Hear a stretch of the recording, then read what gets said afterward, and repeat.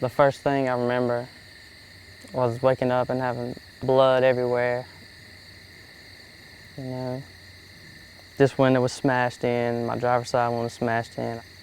I don't think any airbags deployed or anything. Right in the beginning, you know, I was just praying, you know, praying for God to keep me alive. You know, I didn't know if I was even going to live, you know.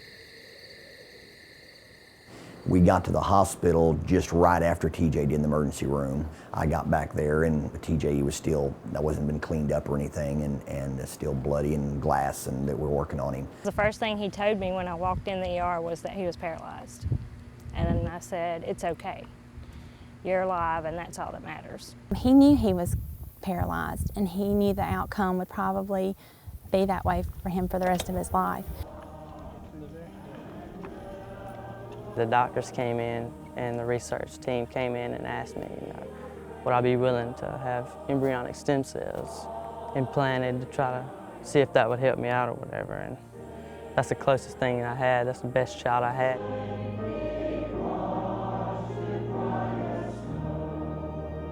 For the first time ever, doctors have injected human embryonic stem cells into a patient with a spinal cord injury.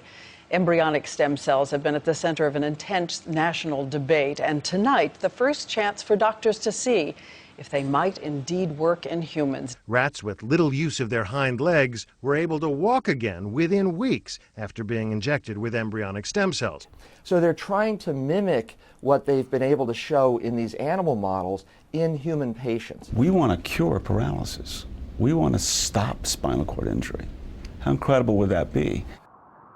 At that point, I was opposed to it, as a lot of people that are pro-life would be. You look at it as the taking of an embryo, a baby, you know, the destruction of a life, and so you would obviously come back and say, well, that's wrong. But the only reason I would agree with the embryonic stem cell, as this case is because I see that what was taken was not a life yet. I mean, it's something that they were just going to throw away, you know, and it can help a lot of people. It's not, you know, it's not like it's an actual person yet or anything. There are estimated to be 500,000 fertilized embryos in fertility clinics right now in the United States, and we'll keep making more every day. How can that ethically be right if you define all those as living people? We would rather it go to help people than to be thrown away, discarded as medical waste. It's still just, the more I learn and research about it, it blows my mind that that has gone on. You know, how many people could this have helped before now? You know, the National Right to Life, many others would say that life begins at conception. I agree with that. The real controversy nowadays is, when do you define conception?